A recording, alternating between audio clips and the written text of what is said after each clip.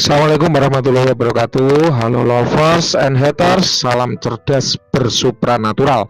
Ingat, dimanapun Anda membeli azimatnya, Mbah Wira sediakan edukasinya dan edukasi ini gratis. Maka dari itu, tetap dukung channel Mbah Wira dengan subscribe, like, dan komen. Karena subscribe, like, dan komen itu membuat Mbah Wira bersemangat untuk terus berbagi dan memberikan edukasi. Alhamdulillah, hari ini 2 Desember 2022 ada terawangan yang unik. Sebuah wafak yang dibungkus dengan kain kuning dari klien nomor 5110.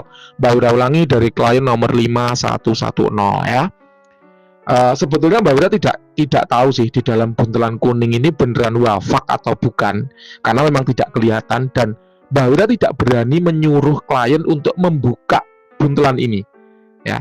Jadi kalau Anda mendengarkan channel Mbah Wira kemudian ada pertanyaan, "Mbah, itu sebetulnya yang menjual siapa sih?" gitu kan. Ingat ya, Mbah Wira itu tidak berani nyuruh-nyuruh klien, "Mas, tolong dong itu dibuka buntelannya isinya apa biar kelihatan." Enggak berani. Dibuntel ya tetap Mbah Wira terawang dalam kondisi yang terbungkus. Dan itu sudah banyak sekali. Mbah Wira menerawang bungkusan-bungkusan misterius yang Mbah Wira nggak tahu isinya apa. Kayak gitu. Ini yang pertama. Yang kedua, Mbah Wira tidak berani tanya, ini buntelan milik siapa, harganya berapa, beli di mana, ataupun praktisi yang meritual siapa. Mbah Wira nggak berani tanya. Tidak tahu dan tidak mau tahu dan tidak juga ingin tahu gitu. Kenapa? Supaya hasil terawangan itu tetap objektif, tanpa dipengaruhi oleh unsur Mbah Wira tahu siapa pembuatnya. Karena nanti akan ada rasa segan dan sungkan kayak gitu. Jadi oleh karena ya Mbah Wira tidak tahu siapa pembuatnya, maka yang ketiga Mbah Wira tidak ada unsur ingin menjatuhkan siapapun atau menjelek-jelekkan siapapun. Karena toh Mbah Wira juga nggak kenal siapa pembuatnya. Dan yang terakhir, yang kelima adalah Mbah Wira tidak jualan wafak. Oleh karenanya, Mbah Wira tidak ada unsur ingin menjatuhkan produk orang lain demi melariskan dagangan sendiri. Ingat, Mbah Wira tidak jualan wafak. Jelas ya? Kita kembali ke terawangan klien nomor 5110. Jadi wafak ini sebagaimana biasanya Mbah Wira cek dengan beberapa metode. Yang pertama yaitu metode vibrasi energi dulu. Kenapa? Karena yang namanya benda bertuah, itu adanya tuah itu dari energinya. Energi sendiri ada 3 macam. Apakah itu energi alam? Jadi alam yang membuatnya terisi energi, alam yang mengisinya dengan energi gitu ya. Sehingga karakter dari benda itu berubah. Dari yang sebelumnya tidak bertuah jadi bertuah. Nah jelas ya, benda ini bukanlah energi alam. Bukanlah alam yang membuatnya. Karena kalau alam itu bentuknya berupa batu, kayu, benda-benda yang bentuknya jelek ya. Karena alam yang membuatnya tidak ada unsur estetikanya sama sekali. Memang dia mengandung sisi esoteris ya, yang kuat, tetapi dari segi estetika dia kurang. Ini jelas bukan namanya aja wafak, berarti ini dibuat oleh manusia. Jelas ya. Yang kedua, energi manusia.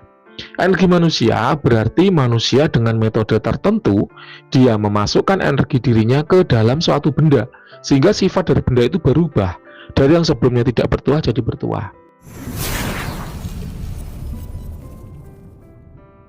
Nah ini ketika Mbah Wira cek, betul memang mengandung energi manusia, tapi sudah habis. Ya sudah habis.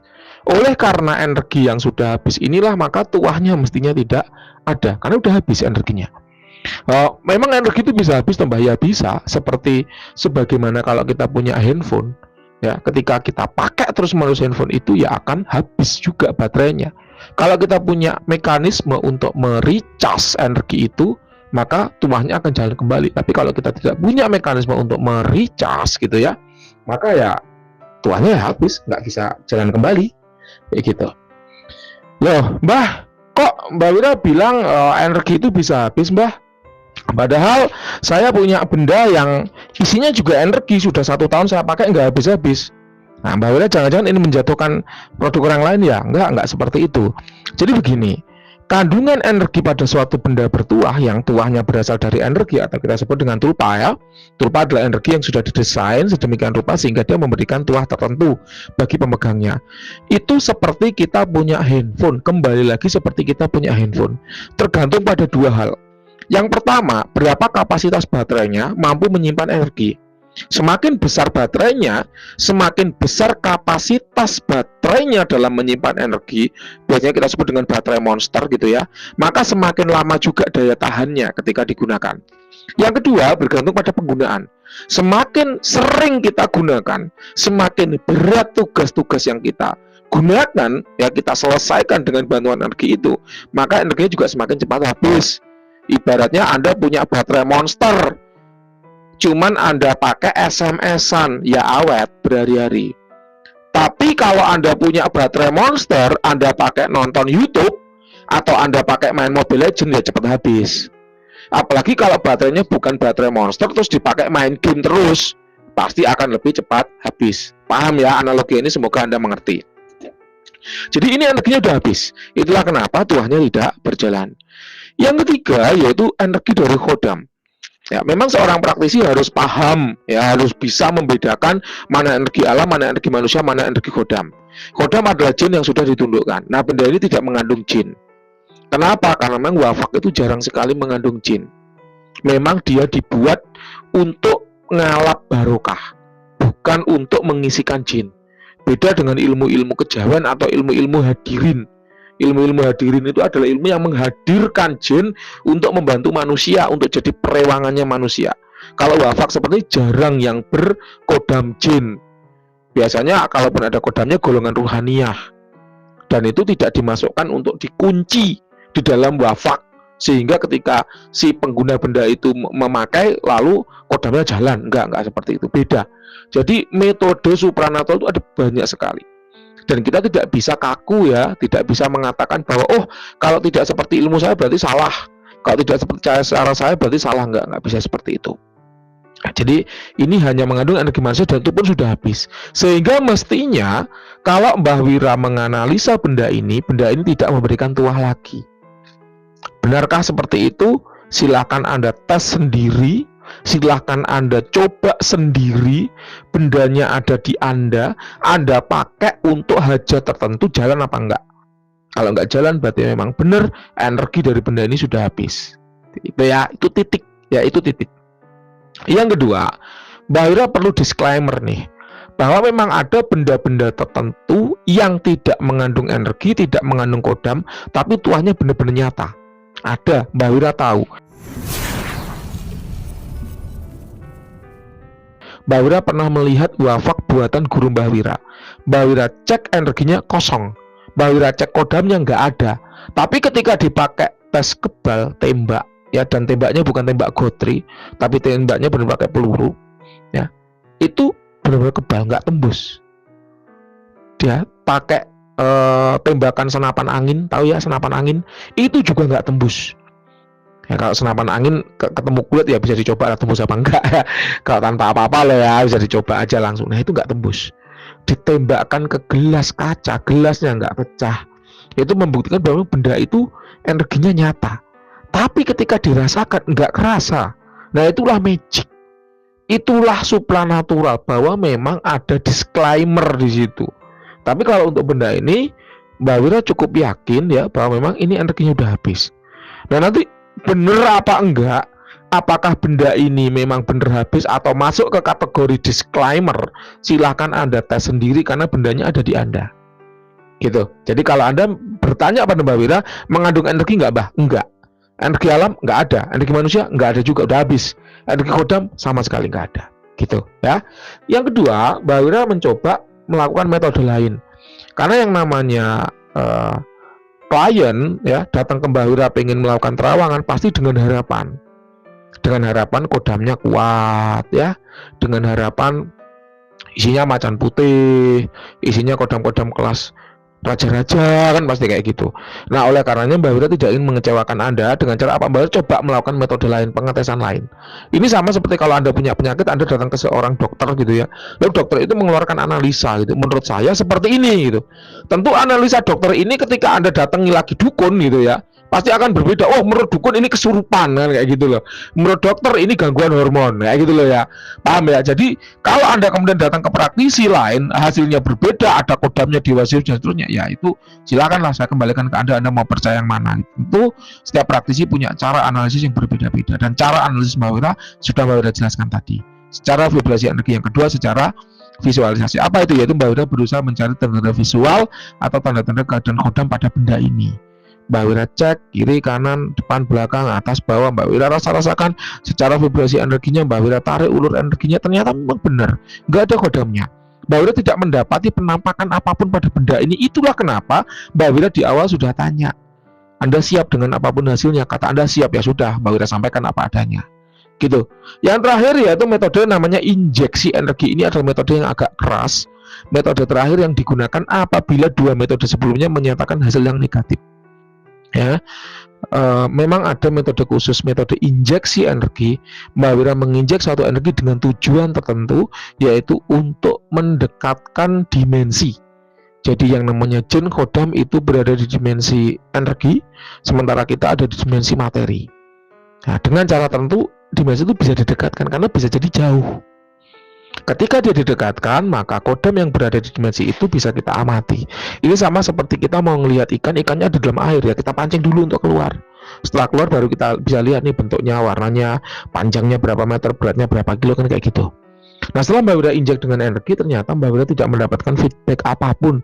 Hal itu kemudian menjadi indikasi bahwa memang benda ini tidak berkodam. Itu menurut Mbak Wira. Ingat loh ya, beda praktisi, beda juga pendapatnya. Tergantung metode apa yang dia pakai, gitu loh. Jadi mau percaya yang mana, silahkan saya kembalikan ke Anda. Jadi jangan sampai nih, ya ada juga orang yang tanya kayak gini, Mbah, menurut si dukun A ini kok kayak gini ya, kok menurut Mbak Wira enggak? Nah ini, terus Anda berharap saya menjawab apa gitu? Anda berharap saya menjawab, oh iya mas, dukun itu yang benar, saya yang salah? Nggak mungkin dong. Anda bisa cek track record terawangan Mbak Wira kayak apa kan gitu. Atau Anda berharap saya bicara kayak gini, oh dukun itu salah, yang benar Mbak Wira. Nah, itu namanya mengadu domba ya. Nanti dukunnya tersinggung, marah, ngamuk lagi ke Mbak Wira. Dan Mbak Wira udah 2 kali diamuk sama dukun gara-gara Mbak Wira produknya kosong. Mbak Wira bilang produknya kosong. Itu loh ya, si dukun itu nggak terima. Itulah kenapa Mbak Wira tuh sebenarnya nggak mau tahu ya ini buatan siapa, karena kalau tahu nanti jadi masalah gitu loh. Mending nggak tahu aja lah ya. Menurut penerawan Mbak Wira seperti ini gitu loh ya. Jadi mau Anda terima, percaya apa enggak, itu saya kembalikan ke Anda, karena Mbak Wira tidak bisa memaksa ya kesiapan mental orang untuk menerima hasil terawan Mbak Wira gitu loh. Kalau Anda ragu-ragu, ya Anda rasakan sendiri. Mbak, kata penjualnya katanya isinya macan putih, ya Anda rasakan sendiri, bener nggak isinya macan putih? Diafirmasi jalan nggak? Dirasakan tuahnya berjalan nggak sesuai harapan, sesuai dengan iklan, kayak gitu. Kalau nggak berjalan, ya berarti bener omongannya Mbak Wira, ini kosong, kayak gitu loh ya. Jelas ya, ini semoga Anda itu bisa memahaminya dengan logika sederhana saja ya. Jadi jangan mengedepankan fanatik kosong ya, fanatik yang kalau enggak kayak gini berarti salah, kalau enggak isinya macan berarti salah. Jangan sampai kayak gitu. Mbak Wira aja berlogika sederhana aja gitu ya. Nah, sekarang hasil terawangannya udah selesai. Mbak Wira akan menjelaskan nih beberapa sebab ya, beberapa perkara yang bisa menyebabkan sebuah benda bertuah itu kehilangan tuahnya. Jadi sebuah benda itu tidak bertuah belum tentu tidak bertuah itu dari penjualnya. Bisa juga karena rusak dalam penggunaan. Misalnya ada sebuah mobil nih keluar dari pabrik Toyota, bagus, di jalan kena banjir, akhirnya macet, si mobil ini mogok. Apakah Anda kemudian akan bilang, oh katanya bengkel nih mobil rusak ini, berarti saya ditipu oleh dealer Toyota, katanya dealer Toyota nih mobil bisa jalan baik, kok nyatanya sekarang mogok? Lah mogoknya itu karena di jalan kena banjir. Ketika keluar dari dealernya Toyota bagus, tapi ketika Anda pakai kena banjir jadi rusak gitu loh. Jadi ketika bengkel bilang itu rusak, bukan berarti bengkel ini menjelekkan Toyota, bukan. Tapi bengkel ini ngomong kondisi si mobil itu sekarang right now 2 Desember 2022 berdasarkan kondisi yang Anda tunjukkan. Paham ya? Anda beli Nokia, HP Nokia, bagus, keluar dari counter bagus, nyalanya oke. Lah si HP ini kehujanan, lalu LCD-nya mati, Anda bawa ke counter. Dibilang sama counter, oh ini LCD-nya rusak mas, bukan berarti Anda ditipu oleh counternya Nokia. Gimana nih counternya Nokia, oh, LCD-nya mati kok dijual loh. Keluar dari counter nyala, ketika kehujanan baru mati gitu loh. Sama Azimat juga begitu, ketika keluar dari dukunnya oke, tapi karena pemakaian akhirnya jadi tidak oke, dan itu bisa terjadi. Nah ini, kalau orang itu gelap mata, keburu-buru, oh ini katanya Mbak Wira tidak berkodam. Gimana kata Anda kodamnya macan putih, kok katanya Mbak Wira kosong? Nah ini wes, nanti ini jadi pertengkaran antar praktisi. Jadi perlu saya katakan dulu, bisa jadi ini keluar dari dealernya oke. Nah, tapi karena pemakaian akhirnya jadi nggak oke gitu loh. Yang pertama apa yang menyebabkan yaitu beli dari reseller. Karena reseller ini perusak ya. Kalau Mbak Wira bilang reseller ini perusak ya. Kenapa? Karena seringkali ini kasus ya, baik kasus ya. Mbak Wira tunjukkan studi kasus nyata, bukan Mbak Wira itu mengada-ngada. Seringkali ya reseller itu beli dari praktisi itu nggak ngomong kalau akan dijual kembali. Yang kala itu Mbak Wira menemukan kasus itu tembang liring.